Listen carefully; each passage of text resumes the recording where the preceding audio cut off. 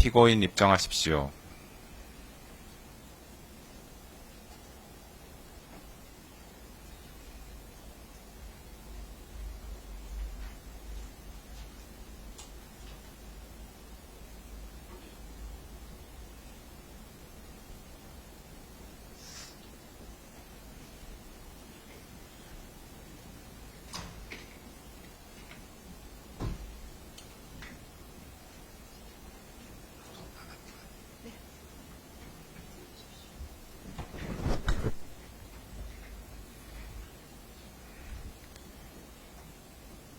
피고인, 판결 선고는 피고인이 착석한 상태에서 진행하겠습니다.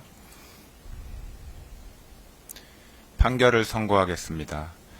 특별검사가 제출한 공소장에 기재된 피고인에 대한 죄명은 특수공무집행 방해죄, 허위공문서 작성죄, 허위작성 공문서 행사죄, 대통령 기록물 관리에 관한 법률 위반죄, 공용서류 손상죄, 직권남용 권리행사 방해죄, 대통령 등의 경호에 관한 법률 위반 교사죄 및 범인 도피 교사죄입니다. 공소사실의 요지는 다음과 같습니다. 국무위원 심의권 침해 관련 직권남용 권리행사 방해 범행 부분입니다. 피고인은 2024년 12월 3일 22시경을 기하여 대한민국 전역에 비상계엄을 선포하기에 앞서 같은 날 20시경 국무총리 한덕수, 외교부 장관 조태열, 통일부 장관 김영호, 법무부 장관 박성재, 행정안전부 장관 이상민만을 대통령실로 불러 비상계엄 선포 계획을 알렸습니다. 그 다음에 국무회의 의사 정족수를 채우기 위해 국무위원들을 추가로 소집하면서 나머지 13명의 국무위원들 중 자신이 임의로 선정한 기획재정부 장관 최상목, 농림축산식품부 장관 송미령, 보건복지부 장관 조규홍, 중소벤처기업부 장관 오영주, 국토교통부 장관 박상우, 산업통상자원부 장관 안덕근 등 6명에게만 연락하여 이유는 알려주지 않은 채 대통령실로 오도록 지시하고 이 6명 중 최상목, 송미령, 조규홍, 오영주가 대통령실에 도착하여 국무회의 정족수인 11명이 채워지게 되자 회의를 종료하고 22시 27분경 비상계엄을 선포하였습니다. 그럼으로써 출석하라는 연락을 받지 못한 교육부 장관 이주호, 과학기술정보통신부 장관 유상임, 국가보훈부 장관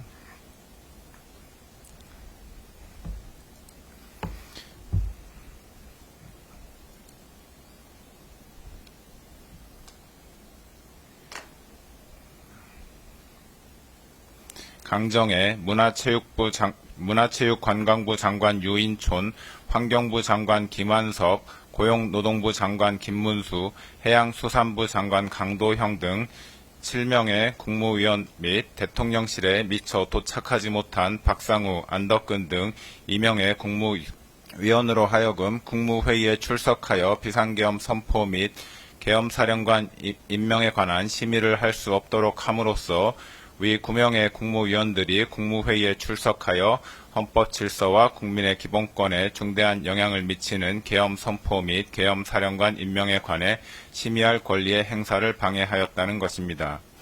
비상계엄 선포 문서 사후 작출 관련 허위 공문서 작성 및 행사 범행 부분입니다.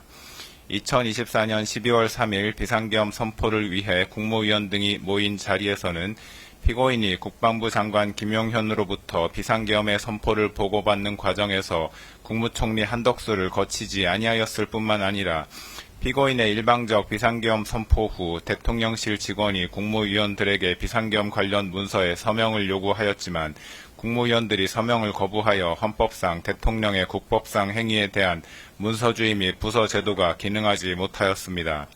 그 후 대통령 비서실 부속실장 강의구는 2024년 12월 6일경 대통령, 국무총리, 국방부 장관의 서명란이 기재된 2024년 12월 3일자 비상계엄 선포문 표지를 작성하였고 그 뒤에 국무총리 한덕수에게서 전달받은 비상계엄 선포문을 첨부하여 2024년 12월 3일자 비상계엄 선포문을 만든 후 국무총리 한덕수와 국방부 장관 김용현으로부터 부서를 받은 다음 12월 7일 피고인에게 보고를 하였습니다.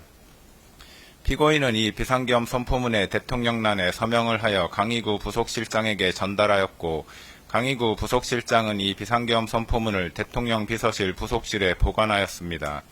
이로써 피고인은 강희구, 한덕수, 김영현과 공모하여 마치 대통령의 국법상 행위인 12월 3일 비상계엄 선포가 국무총리와 국방부 장관이 계엄 선포 전 부서한 문서에 의하여 이루어진 것처럼 보이게 하거나 비상계엄 선포 관련 탄핵 또는 수사 절차 등에 행세할 목적으로 그 직무에 관하여 대통령이 서명하고 국무총리와 국방부 장관이 부서한 2024년 12월 3일자 비상계엄 선포문을 허위로 작성하고 그 무렵 이를 대통령 비서실 부속실에 보관하는 방법으로 행사하였다는 것입니다. 비상계엄 선포문 등 필기 관련 대통령 기록물 관리에 관한 법률 위반, 공용서류 손상 범행 부분입니다. 피고인이 위와 같이 대통령이 서명하고 국무총리와 국방부 장관이 부서한 2024년 12월 3일자 비상계엄 선포문을 허위로 작성한 후 수사기관에 비상계엄 관련한 사건에 대한 수사가 본격적으로 진행되자 한덕수 국무총리는 12월 8일 강희구 부속실장에게 전화하여 위 문건에 자신이 서명한 것을 없었던 것으로 하자고 하였습니다. 피고인은 2024년 12월 10일경 강희구로부터 위와 같은 한덕수의 말을 보고받자 총리의 뜻이 그렇다면 그렇게 해라 라고 강희구에게 말하여 허위로 작성된 위 2024년 12월 3일자 비상계엄 선포문을 폐기할 것을 승인하였습니다. 이에 강희구가 위 문서를 문서 3단계에 넣어 파쇄하는 방법으로 폐기함으로써 피고인은 한덕수, 강희구와 공모하여 무단으로 대통령 기록물인 동시에 공무소에서 사용하는 서류인 위 비상계엄 선포문을 손상하였다는 것입니다. 비상계엄에 따른 정치적, 사법적 위기 타개를 위한 허위 공보 관련 직권남용 권리행사 방해 범행 부분입니다.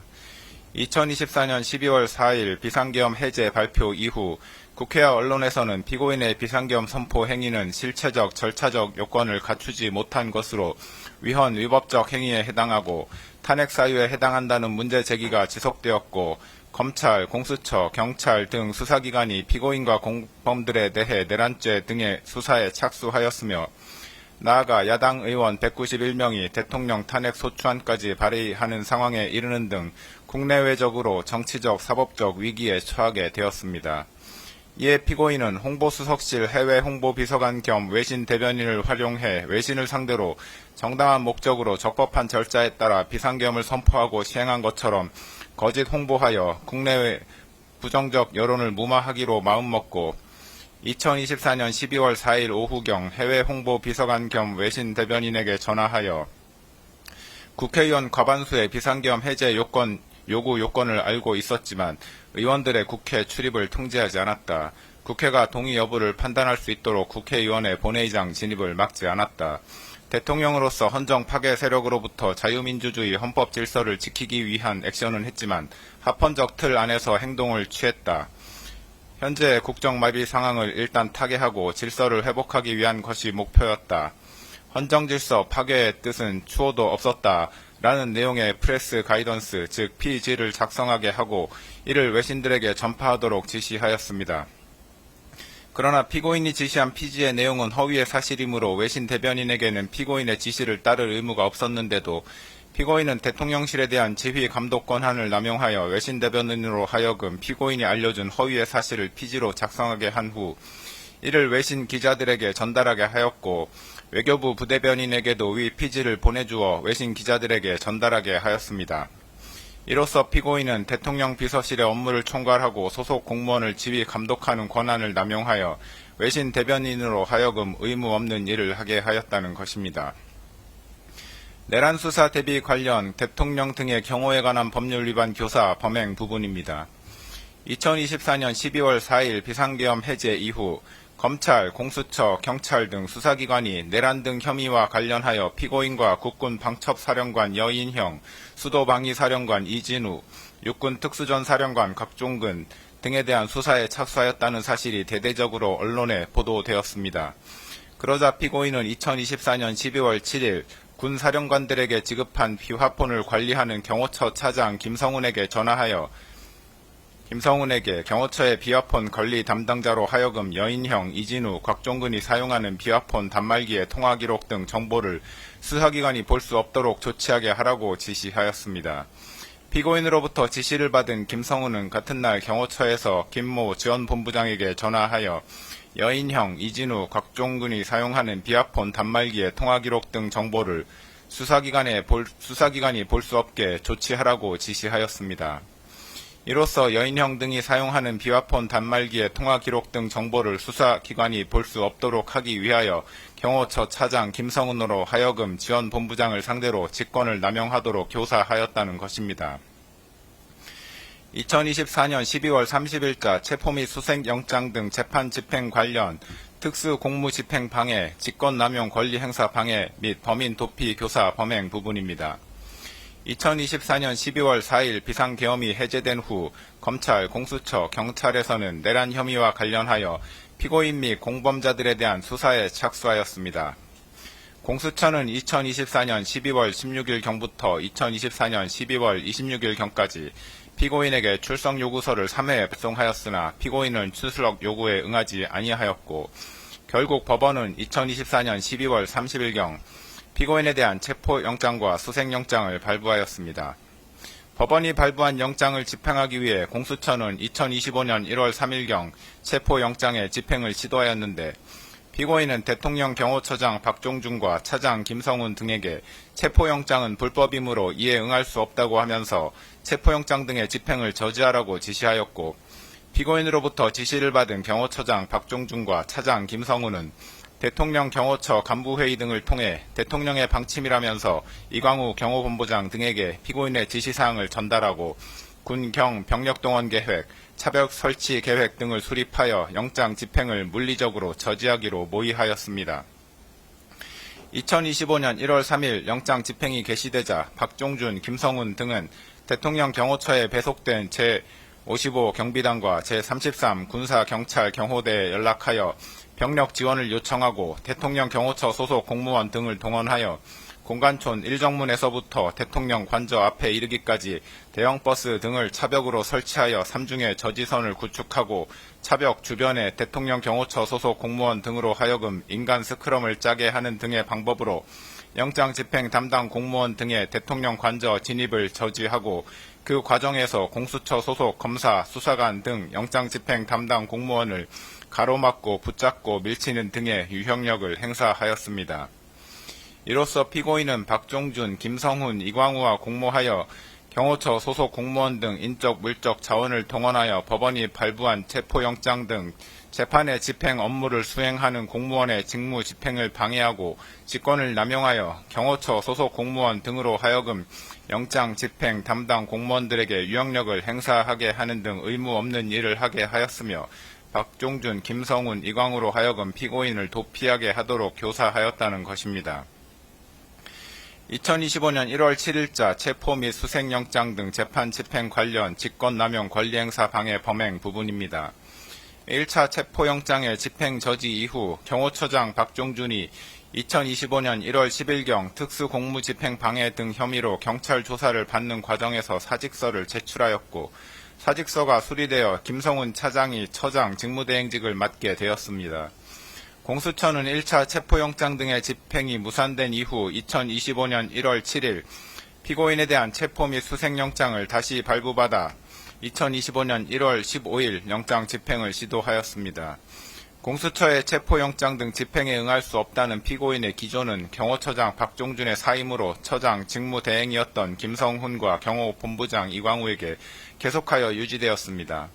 이러한 피고인의 기조에 따라 김성훈, 이광우는 공수처의 체포영장 등 집행을 저지하기 위해 대통령 경호처 소속 공무원 등을 동원하여 공관촌 내 주요 지점에 차벽과 윤형 철조망을 설치하고 인간 스크럼 짜기 훈련을 수차례 실시하였고 경호처 대테러부 소속 직원들에게 총기를 휴대하고 위력 순찰을 실시하도록 하였습니다. 이로써 피고인은 김성훈, 이광우와 공모하여 대통령 경호처장 등의 권한을 남용하여 소속 공무원으로 하여금 2025년 1월 7일자 체포영장 등 재판의 집행을 저지하기 위해 의무 없는 일을 하게 하였다는 것입니다. 개별 공소사실의 인정 여부에 관해 보겠습니다. 국무위원 심의권 침해 관련 직권남용 권리행사 방해 범행 부분입니다. 피고인은 2024년 12월 3일 비상계엄을 선포한 행위와 관련하여 이 법원에 내란 우두머리 혐의로 공소가 제기되어 현재 재판 계속 중인데, 피고인이 한 국무회의 소집 행위는 계엄 선포 행위 이전에 이루어진 것으로서 대한민국 헌법 및 관계 법령이 규정하는 계엄 선포에 필요한 사전 절차인 국무회의의 심의를 거치기 위한 것에 불과하므로 별건 내란 우두머리죄 공소사실 기재 행위의 실행의 착수 전 단계에서 행하여졌다고 보는 것이 타당합니다. 따라서 이 부분 공소 제기는 이중기소에 해당하지 않습니다. 헌법과 계엄법 등 관계 법령의 문헌과 그 입법 취지 및 대통령의 권한 행사와 관련하여 국무회의의 심의가 갖는 제도적 의의 등을 종합적으로 고려하면 모든 국무위원은 국무회의의 구성원으로 국정을 심의할 권한을 가진다고 판단됩니다. 따라서 대통령이 국무회의를 소집하는 경우 국무위원 전원에게 소집 통지를 하여야 하고, 일부 국무위원에게 소집 통지가 결여된 경우에는 해당 국무위원의 심의권이 침해되었다고 보아야 합니다. 피고인은 자신이 임의로 특정한 일부 국무위원들에게만 국무회의 소집 통지를 하였으므로 통지를 받지 못한 교육부 장관, 과학기술정보통신부 장관, 국가보훈부 장관, 문화체육관광부 장관, 환경부 장관, 고용노동부 장관, 해양수산부 장관 이상 7명의 국무위원들의 심의권을 침해하는 행위를 하였다고 판단됩니다.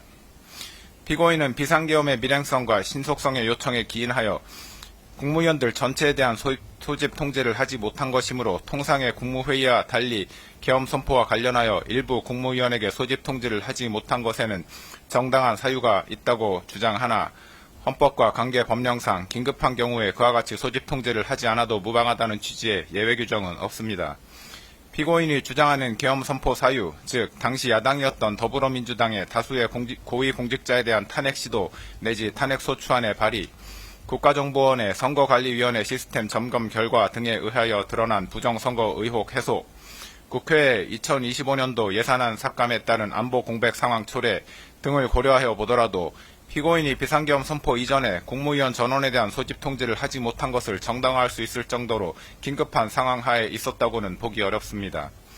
피고인이 소집 통지를 한 국무위원과 그렇지 아니한 국무위원 사이에 계엄 선포의 보안 유지 필요성과 관련하여 의미 있는 합리적 차이가 존재한다고도 볼 수 없습니다.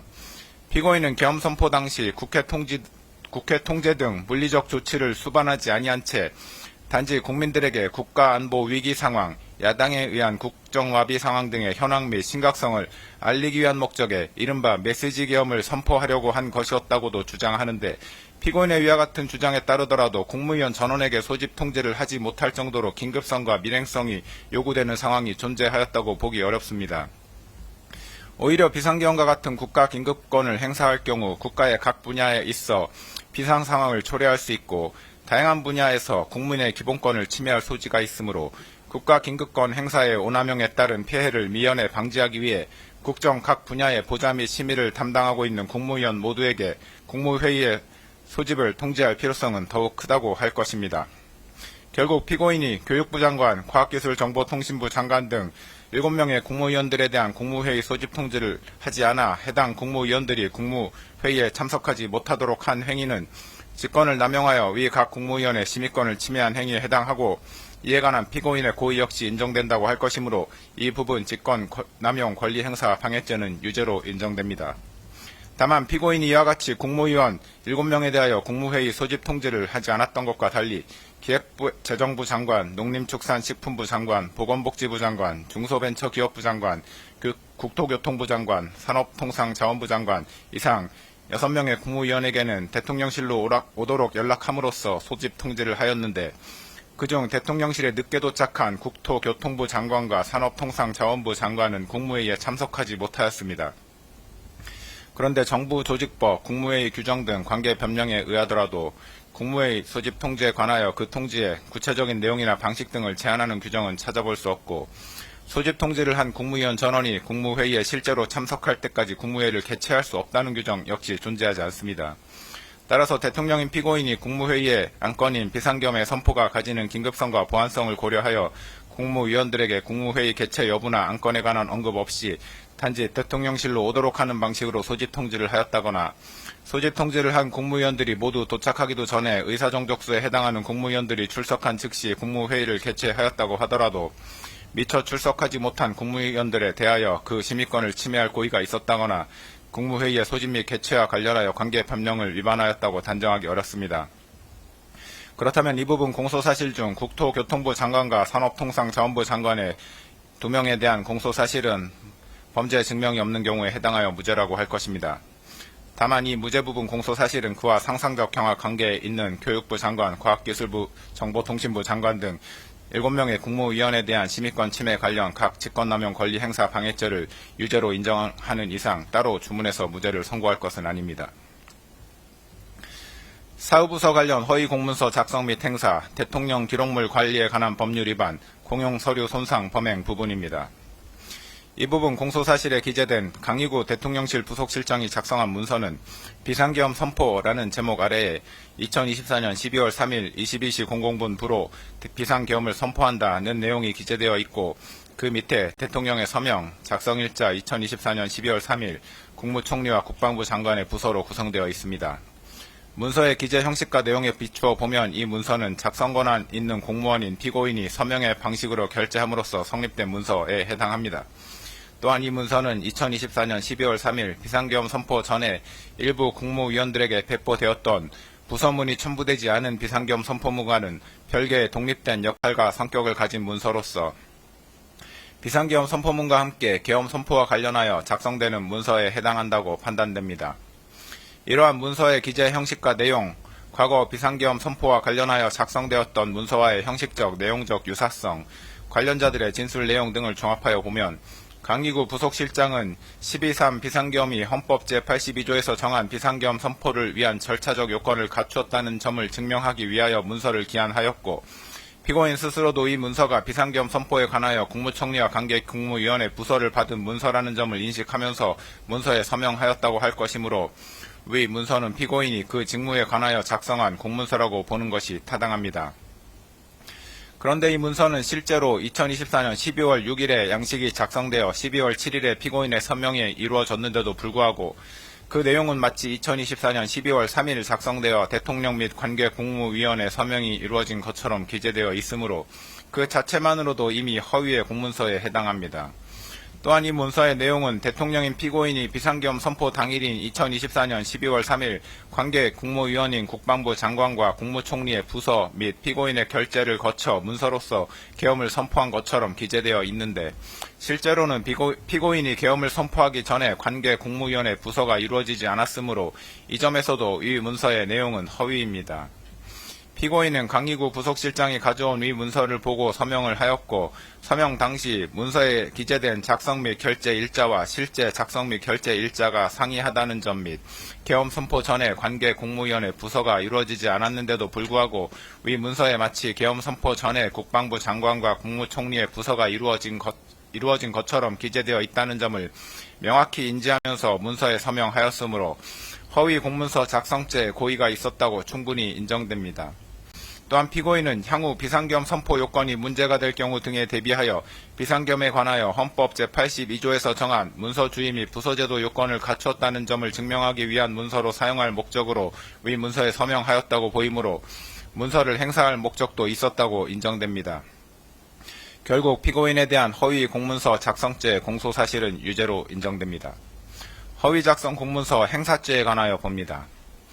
허위 작성 공문서 행사죄가 성립하기 위해서는 허위 공문서를 문서가 허위 작성되었다는 사정을 알지 못하는 사람들도 열람할 수 있게 하는 등 문서에 관한 공공의 신용을 위태롭게 하는 행위가 존재한다고 볼 수 있어야 합니다.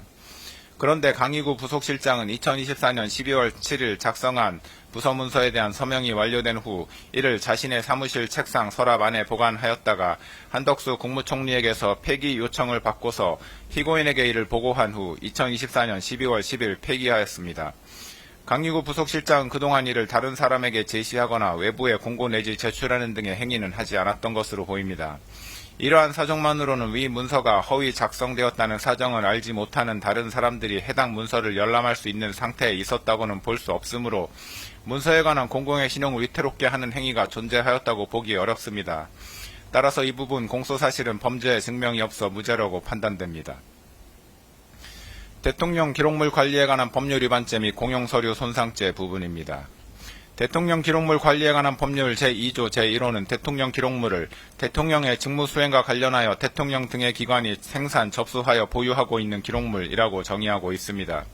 이 기록물에 해당하기 위해서는 문서, 도서, 대장, 카드, 도면, 시청각물, 전자문서 등 모든 형태의 기록 정보 자료 또는 행정 박물일 것, 대통령의 직무 수행과 관련될 것, 그 생산 또는 접수 주체가 대통령 또는 대통령의 보좌기관, 자문기관 및 경호 업무를 수행하는 기관 또는 대통령직 인수위원회일 것, 생산 또는 접수가 완료되었을 것 이상의 4가지 요건을 갖추어야 합니다. 앞서 본 허위 공문서는 문서 형태로 되어 있고 결재권자는 당시 대통령이었던 피고인이며 12.3 비상계엄이 헌법 제82조에서 정한 비상계엄 선포를 위한 절차적 요건을 갖추었다는 점을 증명하기 위한 목적으로 작성되었으므로 대통령의 직무 수행과 관련하여 작성되었다고 할 것이고, 결재권자인 피고인의 결재가 이루어짐으로써 공문서로 성립된 동시에 대통령 기록물로도 생산되었다고 할 것입니다. 따라서 위 문서는 대통령 기록물에 해당합니다. 또한 공용서류 손상죄에서 말하는 공용서류란 공무소에서 사용하는 서류 기타 전자기록을 말하는데, 그 해당 여부를 판단함에 있어 문서의 완성 여부, 공문서로서의 효력이 생겼는지 여부나 정식 결재 절차를 거쳤는지 등은 관련이 없습니다. 이 사건에서 문제되는 문서는 공문서로 성립되었으므로 공용서류에 해당하고, 문서가 폐기될 무렵 그 문서를 사용할 의사나 목적이 명백히 소멸되었다고 볼 만한 정황을 찾아볼 수 없습니다. 따라서 피고인이 한덕수 국무총리 및 강희구 부속실장과 공모하여 위 문서를 폐기한 행위는 대통령 기록물 관리에 관한 법률 위반죄 및 공용서류 손상죄에 해당한다고 판단됩니다. 이 부분 공소사실은 각 유죄로 인정됩니다. 허위 공보 관련 직권남용 권리행사 방해죄 부분입니다. 피고인이 2024년 12월 4일 하모 해외 홍보 비서관 겸 외신 대변인에게 전화하여 국회의원 과반수의 비상계엄 해제 요구 요건을 알고 있었지만 의원들의 국회 출입을 통제하지 않았다. 국회가 동의 여부를 판단할 수 있도록 국회의원의 본회의장 진입을 막지 않았다. 대통령으로서 헌정 파괴 세력으로부터 자유민주주의 헌법 질서를 지키기 위한 액션은 했지만 합헌적 틀 안에서 행동을 취했다. 현재 국정마비 상황을 일단 타개하고 질서를 회복하기 위한 것이 목표였다. 헌정질서 파괴의 뜻은 추호도 없었다. 라는 내용의 피지를 작성하게 하고 이를 외신에 전파하도록 지시한 사실 및 이 지시를 받은 해외 홍보 비서관이 그 내용대로 피지를 작성한 후 이를 외신 기자들에게 전달하였고, 외교부 부대변인에게도 피지를 보내주어 외신 기자들에게 전달하게 한 사실은 인정됩니다. 정부조직법, 국가공무원법 등 관계 법령의 내용을 종합하여 보면 대통령 비서실 소속 비서관은 대통령의 직무를 보좌하는 자로서 대통령의 명에 따른 지휘 감독을 받는 관계에 있고, 이에 따라 직무를 수행할 때 상관인 대통령의 직무상 명령에 대한 복종 의무를 부담합니다. 특별검사는 공소사실에서 대통령 비서실 소속 비서관에게는 사실에 터잡아 업무를 수행하여야 할 의무가 있으므로 대통령이 해외 홍보 비서관에게 허위 내용의 피지를 작성하여 외신에 전달하도록 한 행위는 대통령으로서의 직권을 남용하여 비서관에게 의무 없는 일을 하게 한 것이라고 하였으나, 관계법령에 의하더라도 대통령 비서실 소속 비서관이 사실에 터잡아 업무를 수행하여야 할 의무가 있다고 볼 만한 근거 규정은 찾을 수 없고, 국민의 알 권리에 관한 헌법 규정 등에 의하더라도 대통령 비서실 소속 비서관의 그러한 의무가 도출된다고는 볼 수 없습니다. 대통령실 대변인이 전파하는 피지는 국정 현안에 관한 대통령실의 입장을 표명하거나 홍보하는 것으로서 피지의 내용이 언론에 보도되는 경우에도 대통령실의 입장 표명임을 표시하게 될 뿐만 아니라, 동시에 해당 국정 현안에 관한 다른 언론 기사들도 보도되는 것이 통상적이라 할 것이므로 피지의 내용의 일부 사실관계에 부합하지 않는 내용이 포함된다고 하여 국민들의 알 권리가 침해된다고 보기도 어렵습니다. 피지를 작성하여 전달하는 행위는 사실관계를 있는 그대로 보도하는 행위와는 분명한 차이가 있습니다. 대통령의 명령에 따라 피지를 작성 및 전파하는 해외 홍보 비서관으로서는 특정 현안에 관한 대통령의 입장을 가능한 한 신속하고 정확하게 작성하여 외신 등에 전달하여야 할 의무를 부담할 뿐, 대통령이 전달을 요청한 입장 내용 중 사실관계에 관한 내용이 있는지 여부를 가려내거나 사실관계와 일치하지 않는 내용이 있는지 여부까지 판단할 권한 또는 의무가 있다고 볼 수 없습니다. 결국 이 사건에서 피고인의 피지 전파 지시를 받은 해외 홍보 비서관에게 피지의 내용이 허위인지 여부를 판단하여 그 내용을 수정하여 전달하거나 전달을 거부할 의무가 있었다고 볼 수 없으므로 이 부분 공소사실은 범죄 증명이 없어 무죄라고 판단됩니다. 내란 수사 대비 관련 대통령 등의 경호에 관한 법률 위반 교사죄 부분입니다. 피고인은 경호처가 이미 제출한 비화폰 통화 목록과 비화폰은 위법하게 수집한 증거에 해당하여 증거 능력이 없다고 주장하므로 이에 관하여 봅니다. 비화폰과 비화폰 통화 목록은 일반인에게 알려지지 아니한 것으로서 그 내용이 누설되면 국가 안전 보장에 명백한 위험을 초래할 우려가 있다는 점에서 군사기밀보호법에서 정하는 군사기밀에 해당함은 분명하고, 피고인이 사용한 비화폰과 피고인의 비화폰 통화 목록은 대통령이 업무와 관련하여 생산한 기록정보, 자료 내지 물품이라고 볼 수 있으므로 대통령 기록물법에서 정하는 대통령 기록물에 해당합니다. 그런데 군사기밀보호법은 수사기관의 군사기밀에 대한 압수수색 검증 자체를 제한하고 있지는 않고 압수된 군사기밀의 사후 처리와 관련된 내용만을 정하고 있을 뿐입니다. 대통령 기록물법 역시 수사기관의 대통령 기록물에 대한 압수수색 검증 자체를 제한하고 있지 않으며 압수된 대통령 기록물의 사후 처리와 관련된 내용도 정하고 있지 않습니다. 그렇다면 수사기관이 적법하게 발부받은 법원의 압수수색 검증 영장에 따라 군사기밀과 대통령 기록물을 압수하는 것이 군사기밀보호법과 대통령 기록물법에 위반된다고 볼 수는 없습니다. 경찰청 국가수사본부 비상계엄특별수사단, 이하 경찰특수단이라 합니다.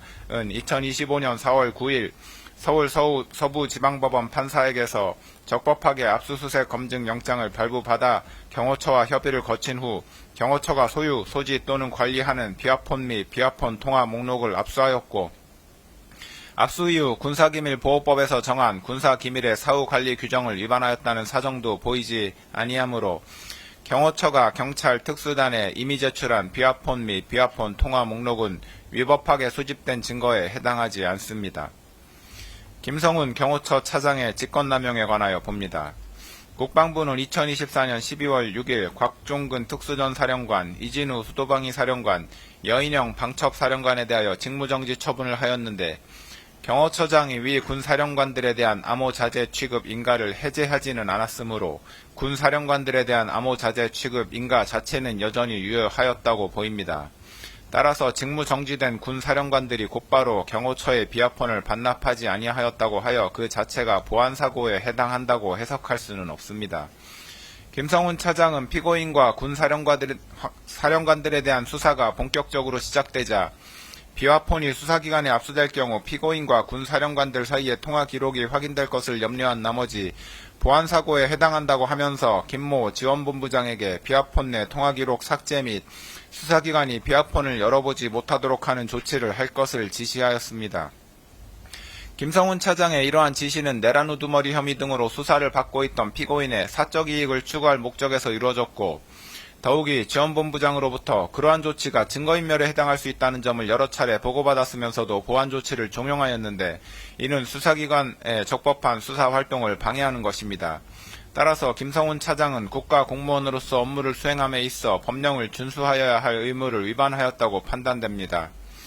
김성훈 차장의 지시에도 불구하고 지원본부장은 비화폰에 저장된 통화 기록을 삭제하거나 원격 로그아웃 조치를 하지 아니하여 수사기관이 비화폰을 열어보지 못하게 하는 등 구체적인 권리행사 방해의 결과가 발생하지는 않았습니다. 그러나 구체적인 권리행사 방해의 결과가 발생하지 않았다고 하더라도 대통령 경호법상 직권남용죄는 성립합니다. 피고인은 2024년 12월 7일 김성훈 차장에게 전화하여 비화폰에 대한 조치를 지시하였는데, 피고인의 지시는 피고인과 군사령관들에 대한 수사에 대비하기 위한 것으로 이해되고, 김성훈 차장으로부터 증거인멸의 우려가 있다는 취지의 보고를 받았는데도 비화폰에 대한 조치를 재차 지시하였습니다. 피고인의 김성훈 차장에 대한 위와 같은 지시는 결국 수사기관이 비화폰을 열어볼 수 없도록 조치하라는 것이었습니다. 김성훈 차장에게 대통령 경호법상 직권남용죄가 성립하는 이상 김성훈 차장에게 위와 같은 지시를 한 피고인에게는 대통령 경호법 위반 교사죄가 성립한다고 보는 것이 타당합니다. 이 부분 공소사실은 유죄로 인정됩니다. 공수처의 2024년 12월 30일자 체포영장 등의 집행 저지와 관련한 피고인의 특수공무집행 방해, 직권남용 권리행사 방해, 범인 도피 교사 범행에 관하여 봅니다. 피고인은 검찰이 군검찰과 함께 구성한 12.3 비상계엄사태 특별수사본부로부터 2차례에 걸쳐 출석 요구를 받았으나 모두 불응하였고, 공수처가 경찰 특수단 및 국방부 조사본부와 구성한 12.3 사태 공조수사본부로부터 3차례에 걸쳐 출석 요구를 받았으나 모두 불응하였습니다. 공수처는 2024년 12월 30일 서울 서부지방법원에 피고인을 내란 우두머리 등 혐의로 체포할 수 있도록 하는 체포영장을 청구하여 같은 날 위 법원에서 체포영장과 수색영장을 발부받았습니다. 이 수색영장에는 본건 수색영장은 별도로 발부하는 피의자에 대한 체포영장의 집행을 위한 피의자의 소재 발견을 위하여만 발부하고 압수 및 압수를 위한 수색을 불허하므로 형사소송법 제110조, 제111조가 적용되지 않음이라는 기재가 포함되어 있었습니다. 이 체포영장과 수색영장을 발부받은 공수처가 피고인의 직권남용 권리행사 방해 및 내란 우두머리 혐의에 관하여 수사권이 있는지에 관하여 봅니다. 공수처는 고위공직자 범죄 및 관련 범죄에 관하여 수사권이 있습니다. 형법 제123조의 직권남용 권리행사 방해죄는 공수처가 수사할 수 있는 고위공직자 범죄에 해당합니다. 피고인은 대통령으로서 헌법 제84조에 따라 내란 또는 외환의 죄를 범한 경우를 제외하고는 재직 중 형사상의 소출을 받지 아니하나 헌법 제84조는 형사상 소출을 받지 아니한다고만 규정하고 있을 뿐이고 헌법 및 법률에서 대통령에 대한 수사를 제한하고 있지는 아니한 점, 수사기관의 수사는 형사상 소출을 반드시 전제하는 것은 아니므로 형사상 소추와 수사기관의 수사는 분명히 구분된다는 점 등에 비추어 보면 공수처는 대통령 신분이었던 피고인의 형법상 직권남용 권리행사 방해 혐의에 대하여 수사를 할 수 있다고 판단됩니다. 공수처는 피고인의 직권남용 권리행사 방해 혐의에 대하여 수사를 하던 중 피고인의 내란 우두머리 혐의가 직권남용 권리행사 방해에 관련 범죄에 해당한다고 판단하여 피고인의 내란 우두머리 혐의에 대한 수사에 착수하였습니다. 피고인의 직권남용 권리행사 방해 혐의와 내란 우두머리 혐의는 사실관계가 동일하여 중간행위나 다른 원인의 매개 없이 직접 연결되고 직권남용 권리행사 방해 혐의에 대한 수사 과정에서 자연스럽게 피고인의 내란 우두머리 혐의가 드러날 수밖에 없는 관련성이 인정되므로 공수처는 피고인의 내란 우두머리 혐의를 관련 범죄로서 수사할 수 있습니다. 따라서 공수처는 피고인의 직권남용 권리행사 방해 및 내란 우두머리 혐의에 관하여 모두 수사권이 있습니다. 2024년 12월 30일자 체포영장 등이 관할을 위반한 것인지에 관하여 봅니다. 공수처법상 대통령이었던 피고인에 대한 내란 우두머리죄 및 직권남용 권리행사 방해죄는 공수처에 수사권이 있기는 하지만 공수처 검사가 직접 공소를 제기할 수 있는 범죄는 아닙니다. 이 경우 공수처는 수사관계 서류와 증거물을 서울중앙지방검찰청 소속 검사에게 송부하여야 하는데 서울중앙지방검찰청이 공수처로부터 송부받은 사건을 반드시 서울중앙지방법원에 공소 제기해야 하는 것은 아닙니다. 공수처법은 공수처검사가 공소를 제기하는 고위공직자 범죄 등 사건의 제1심 재판은 서울중앙지방법원에 관할로 한다라고 정하고 있을 뿐입니다. 한편으로 공수처법은 형사소송법을 준용하도록 하고 있으므로 결국 공수처의 영장 청구에 관한 재판의 관할은 형사소송법에 따라 정해진다고 보는 것이 타당합니다. 피고인의 내란 우두머리 및 직권남용 권리행사 방해 범행은 서울 용산구에 위치한 대통령실에서 이루어졌고 공수처가 피고인의 혐의 사실에 대하여 수사할 당시 피고인은 서울 용산구에 있는 대통령관저에서 거주하였으므로 형사소송법에 따라 서울 용산구를 관할하는 서울 서부지방법원의 형사소송법상 토지관할이 인정됩니다. 따라서 공수처가 피고인에 대한 체포영장 등을 서울 서부지방법원에 청구하여 이 법원에서 영장을 발부받은 것은 관할 위반에 해당하지 않습니다. 서울 서부지방법원의 2024년 12월 3일자 수색영장에 본건 수색영장은 별도로 발부하는 피의자에 대한 체포영장의 집행을 위한 피의자의 소재 발견을 위하여만 발부하고 압수 및 압수를 위한 수색을 보라하므로 형사소송법 제110조, 제111조가 적용되지 않음이라고 기재되어 있는 것으로 인하여 이 영장이 위법 무효인지에 관하여 봅니다. 형사소송법 제110조 제1항은 군사상 비밀을 요하는 장소는 그 책임자의 승낙 없이는 압수 또는 수색할 수 없다고 규정합니다. 이 조항이 군사상 비밀이라는 대상 또는 목적물에 관한 규정인지 군사상 비밀을 요하는 장소라는 장소적 제한에 관한 규정인지가 불분명하나 군사상 비밀이라는 대상 또는 목적물에 관한 규정으로 이해하는 것이 타당합니다.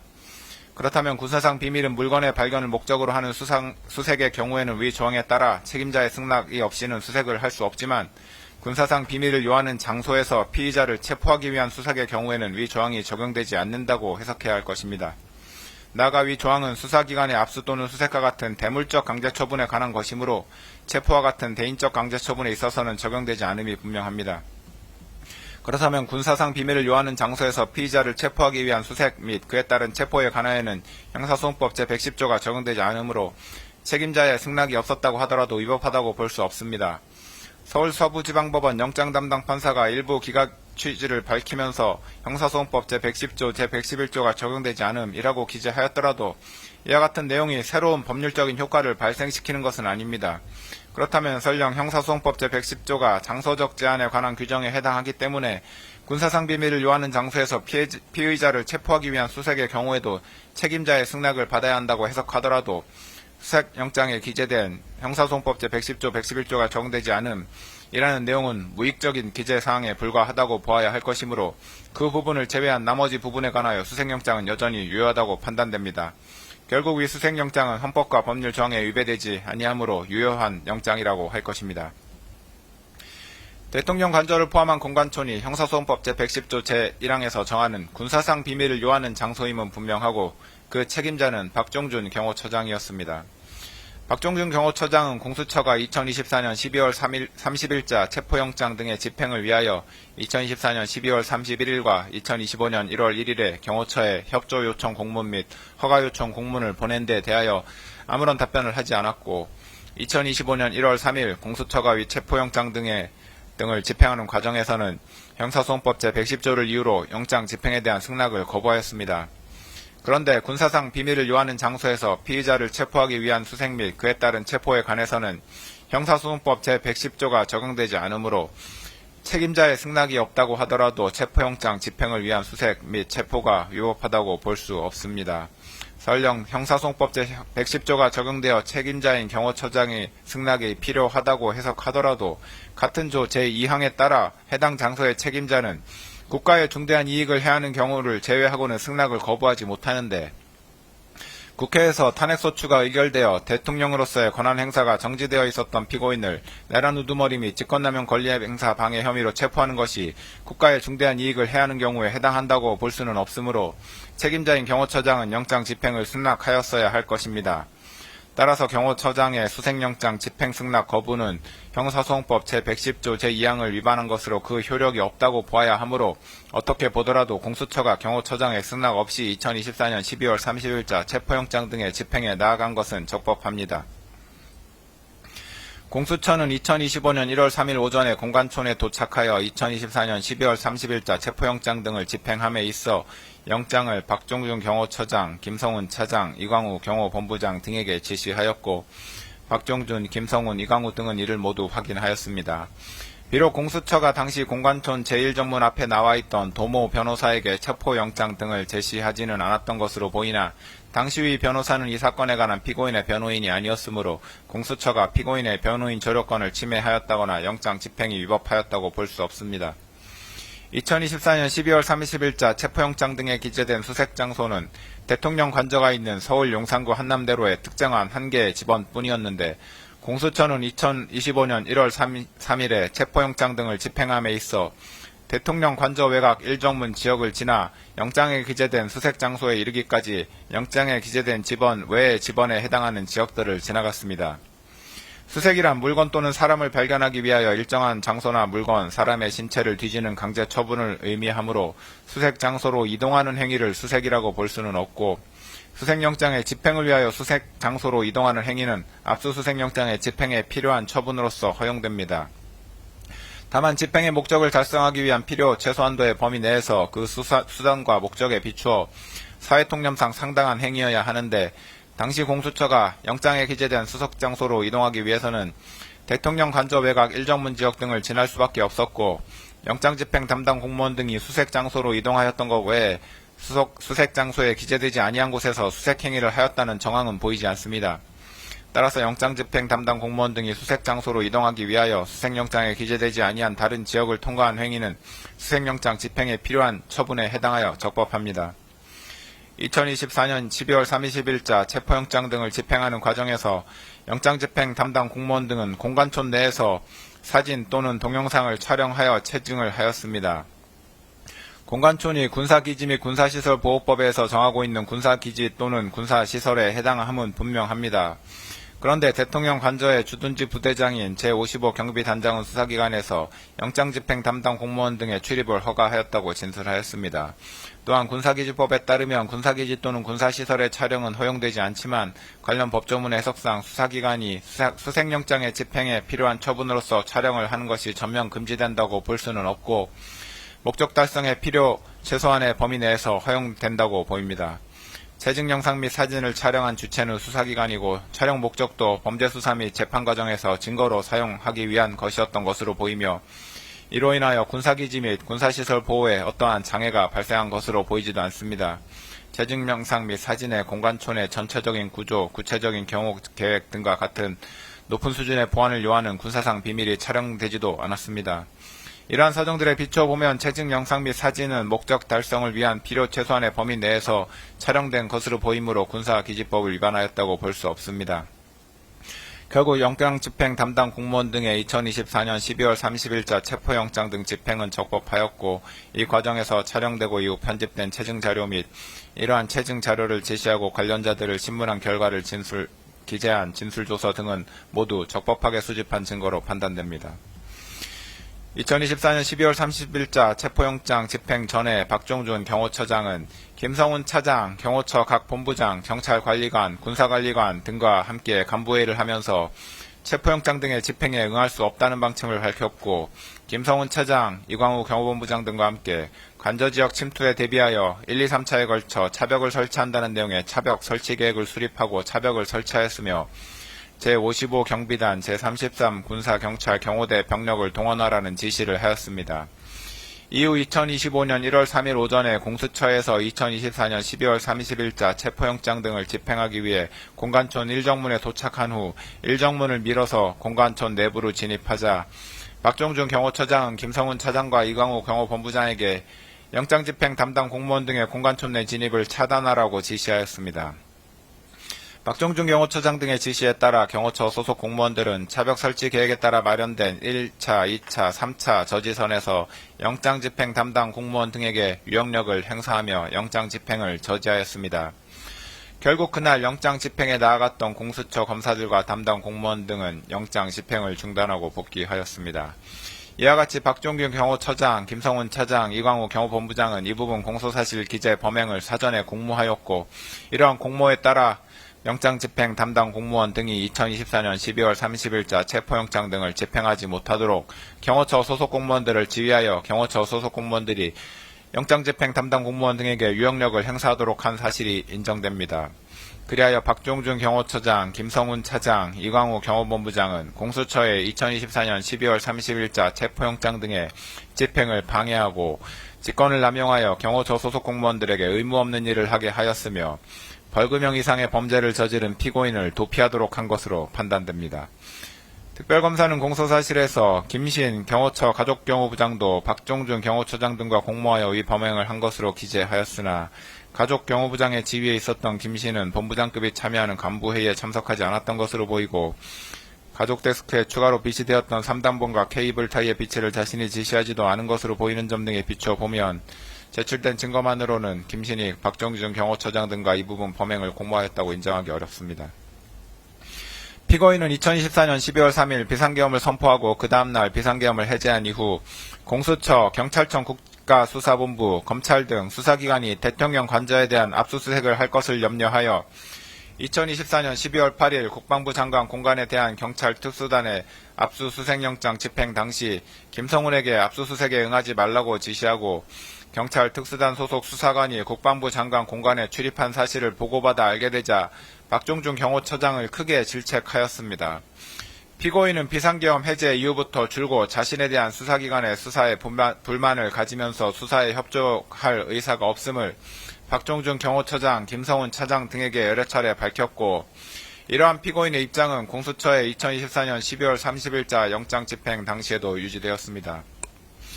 박종준 처장과 김성훈 차장은 이와 같은 피고인의 언급을 체포영장 등에 대한 불응지시로 받아들였고 체포영장 집행에 대비하여 차벽 설치, 인력 동원 등 구체적인 계획을 수립하였습니다.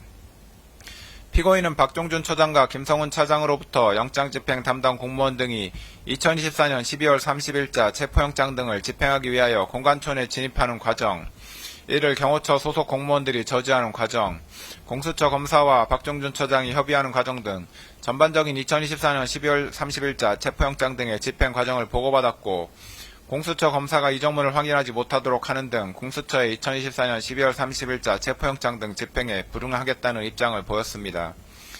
피고인이 2014년 12월 12일부터 국회 탄핵소추 의결로 인하여 권한 행사가 정지되었기 때문에 그때부터 2025년 1월 3일까지 대통령으로서 직무 권한을 가지지 못하였음은 분명하나, 이 부분 공소사실은 피고인이 박종준 경호처장, 김성훈 차장, 이광우 경호본부장과 공모하여 그들의 직권을 남용하여 경호처 소속 공무원으로 하여금 의무 없는 일을 하게 하였다는 것이고, 형법 제33조 본문에 따라 신분범의 경우 비신분자와 공범이 될 수 있으므로 피고인에 대해서 직권남용 권리행사 방해죄, 공모, 공동, 정범이 충분히 성립합니다.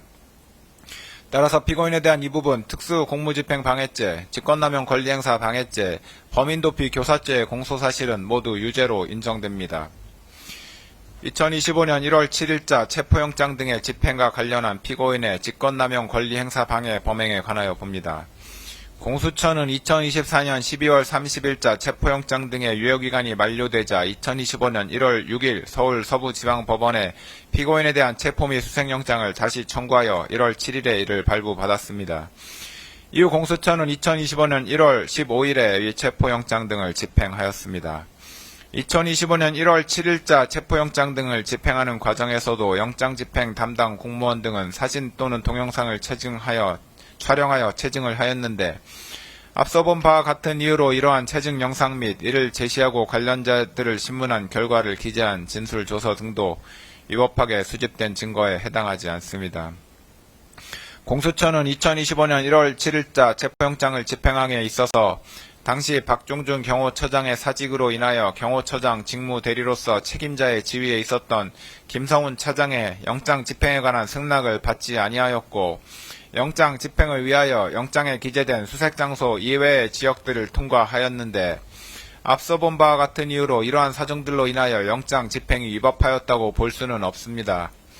2024년 12월 30일자 체포영장 등의 집행이 저지된 이후에도 박종준 처장, 김성훈 차장, 이광우 경호본부장 등 경호처 지휘부는 영장 집행에 응할 수 없다는 입장을 그대로 유지하였고, 박종준이 경호처장에서 사직한 이후 김성훈 차장과 이광우 경호본부장은 경호처 소속 공무원들에게 공수처의 영장 집행에 대해서 더욱 강경한 입장을 피력하면서 영장 집행에 대비하여 차벽 및 윤형 철조망 설치, 인간 스크럼 훈련, 총기 배치와 위력 순찰을 지시하였습니다. 이러한 업무들은 경호 업무와 관련 없는 것이므로 김성훈 차장과 이광우 경호본부장은 직권을 남용하여 경호처 소속 공무원으로 하여금 의무 없는 일을 하게 한 것으로 판단됩니다. 공수처의 수사에 응할 수 없다는 피고인의 입장은 2025년 1월 3일 공수처의 영장 집행이 저지된 이후에도 그대로 유지됐고, 피고인은 경호처 부장급 직원들과 가진 오찬 행사에서 위력 순찰 등을 지시하였으며, 이에 따라 김성훈 차장과 이광우 경호본부장은 경호처 대테러 부장에게 실제로 위력 순찰을 지시하였습니다. 그리하여 피고인이 김성훈 차장, 이광우 경호본부장과 공모하여 경호처 소속 공무원들에 대해 의무 없는 일을 하게 한 사실도 인정됩니다. 이 부분 피고인에 대한 직권 남용 권리 행사 방해 공소 사실도 유죄로 인정됩니다. 이상에서 본 바와 같이 공소사실 중 국무위원들의 심의권 침해 관련 직권남용 권리행사 방해죄 중 소집 통지를 받지 못했던 국무위원 7인에 대한 부분, 허위공문서 작성죄, 대통령 기록물 관리에 관한 법률 위반죄, 공용서류 손상죄, 대통령 등의 경호에 관한 법률 위반 교사죄, 특수공무집행 방해죄, 1차 체포 및 수색영장 집행 저지 관련 직권남용 권리행사 방해죄 및 2차 체포 및 수색영장 집행 저지 관련 직권남용 권리행사 방해죄, 범인도피 교사죄는 각 유죄로 인정되고, 국무위원들의 심의권 침해 관련 직권남용 권리행사 방해죄 중 소집 통지를 받았으나 미처 출석하지 못한 국무위원 2인에 대한 부분, 허위 작성 공문서 행사죄, 허위 공보 관련 직권남용 권리행사 방해죄는 각 무죄로 판단됩니다. 유죄로 인정된 부분에 관한 양형의 이유를 보겠습니다.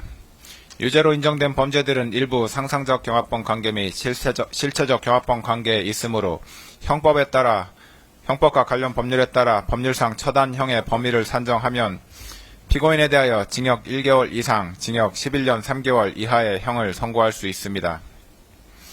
그중 양형 기준이 설정되어 있는 범죄인 특수공무집행방해죄, 공용서류 손상죄, 허위 공문서 작성죄에 관한 권고 형량의 범위를 봅니다.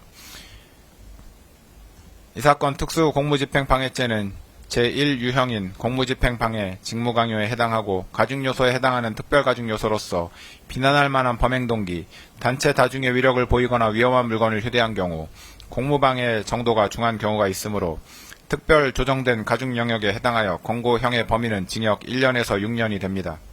공용서류 손상죄는 제1유형인 공용물 무효에 해당하고 특별 양형인자는 없으므로 기본 영역에 해당하여 권고형의 범위는 징역 6개월에서 1년 6개월이 됩니다. 허위공문서 작성죄는 제1유형인 소극적 목적에 해당하고 특별 양형인자는 없으므로 기본 영역에 해당하여 권고형의 범위는 징역 4개월에서 10개월이 됩니다. 이에 대하여 다수범죄 처리 기준에 따른 권고형의 범위를 산출하면 징역 1년에서 징역 11년 3개월까지가 됩니다. 구체적인 양형 이유에 관하여 봅니다. 국가긴급권의 행사인 계엄선포는 전 국가적 혼란을 초래하고 국민의 기본권을 다각도에서 침해할 위험성이 매우 크다 할 것이므로 국가적 위기 상황을 타개하기 위한 다른 수단과 방법이 없는 지극히 예외적인 경우에 한하여 이루어져야 합니다. 대한민국 헌법 및 계엄법에서 계엄 선포에 관하여 국무회의의 심의를 특별히 명시하고 있는 것 역시 이와 같은 위험성을 가진 대통령의 국가긴급권 행사 권한의 오남용을 막고 그 독단을 견제하기 위함이므로 대통령으로서는 계엄 선포 여부를 결정함에 있어 평시에 국가 현안에 관한 국무회의에 있어서보다 국무위원 전원의 의견을 더욱 경청하고 신중을 기하였어야 합니다. 그런데 피고인은 12.3 비상계엄 선포에 관하여 전례 없이 자신이 특정한 일부의 국무위원들에게만 국무회의 소집을 통지하여 국무회의를 개최함으로써 헌법과 계엄법의 규정을 정면으로 위반하여 통지를 받지 못한 국무위원들의 심의권을 침해하였습니다.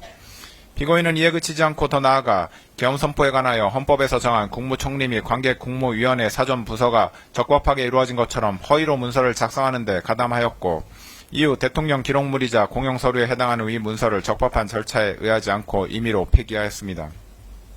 피고인은 대통령으로서 누구보다 헌법을 수호하고 법질서를 준수할 의무가 있는데도 도리어 헌법과 관련 법령에서 대통령의 독단과 권력의 남용을 방지하기 위하여 규정한 절차적 요건을 경시하는 태도를 보였으므로 이는 비난받아 마땅합니다.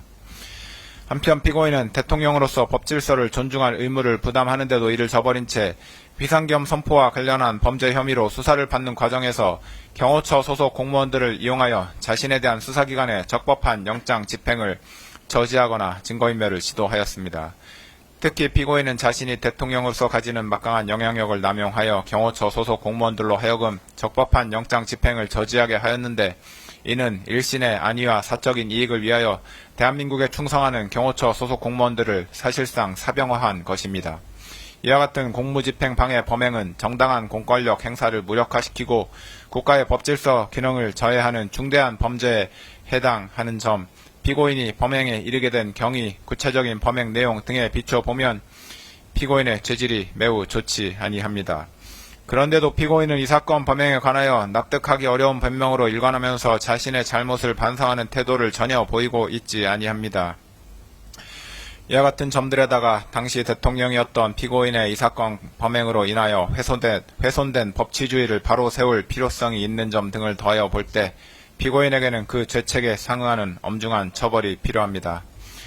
다만 허위 공문서 작성, 대통령 기록물 관리에 관한 법률 위반 및 공용서류 손상 범행의 경우 피고인이 적극적으로 범행을 주도하거나 확정적인 계획하에 범행하였다고는 보기 어려운 점, 형사처벌을 받은 전력이 없는 초범인 점 등을 피고인에게 유리한 정상으로 참작하고 그 밖에 피고인의 나이, 성행, 환경, 범행의 동기와 경위, 수단과 결과, 범행 후의 정황 등 이 사건 기록과 변론에 나타난 양형의 조건이 되는 여러 사정들을 종합하여 형을 정하기로 합니다.